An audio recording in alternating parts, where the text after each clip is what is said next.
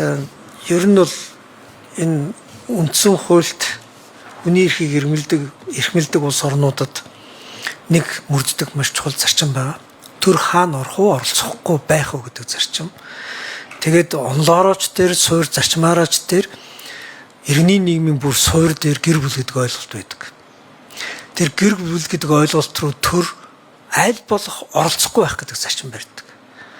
Яаж дурлалцах уу, яаж азаргалаа тодорхойлох уу, яаж гэр бүлээ авч явах уу гэх мэтлэн ингээд энэ бол тэр хүмүүсийн сонголтын хамгийн одоо төрөөс үл хамааралтай тэр хэсэг нь багхгүй.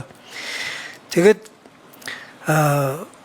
гэр бүлийн хуулиар соёл түн төрлөختөн чинь бол үндсэндээ 3 юм шийдэж байгаа. Нэгдүгээр гэрлэгчдийн одоо хөнлөнгөөс бусад этгээд оролцохгүй байхад хамгаалт өгч байгаа.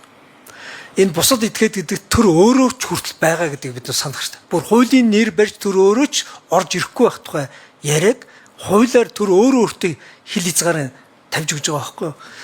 Биднээс төрийг оролцуулж босод хүнд энэ хөнлөнгөөс гэр бүлд оролцохгүй байх гэдэг энэ зарчмыг тавих гэж байгаа гэж андуурч ерөөсөө болохгүй. Тэр дундаа улс төрчид шийдвэр гаргагчид гэр бүлд хөнлөнгөөс оролцохгүй байхдаа хуулиар дамжуулж байгаа. Хоёр дахь маш чухал зарчим бол гэр бүлд хүүхдийн эрхийг яаж хамгаалах юм бэ гэдэг зарчмыг тавьж өгч байгаа. Хүүхдийн эрхтэй холбоотой асуудлыг хэрвээ зөрчилдөө үүсэх юм бол түүнийг хамгаалах зорилгоор төр оролцох ихний ганц хаалга нэгдэж байгаа. Гуравт нь гэр бүл салах юм бол энэ төрөнгийн маргаан дээр төр оролцох тухай ярьж байгаа. Одоо бид энэ дээр ингээд биелэгдэд хэцүү төвхтэй урай лозон шиг тэгээ төрийн оролцоог төрхөрсөн юм үг хэлдэг хэрэглэх юм бол бас их том алдаа болно. Төрөө сайн зөрөг хэлж байна. Яажуулсан давсны тухай хууль дээр гэрийн эзэгтэй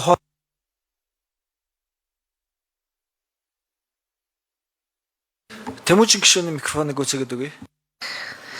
Яажуулсан давс хэрэглэхтэй холбоотой хууль тогтоомжн дээр гэрийн эзэгтэй яажуулсан давс хэрэглээг бол торгоно гэвчсэн байсан.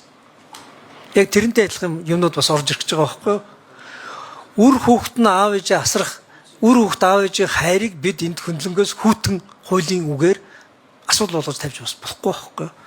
Тэгээд энэ дурдгдсан энэ зарчим чинь бид өнж байх гэдэг чинь хангалттай. Яг энэ зарчмыг хэлж байгаа байхгүй юу? Гэтэл ард нь дахиад өөр юм хэлж байгаа.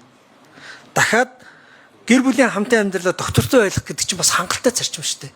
Энэ хоёр зарчим чинь саяны ярианы чинь одоо хоёр талаас нь хааж өгж байгаа зарчим байхгүй юу?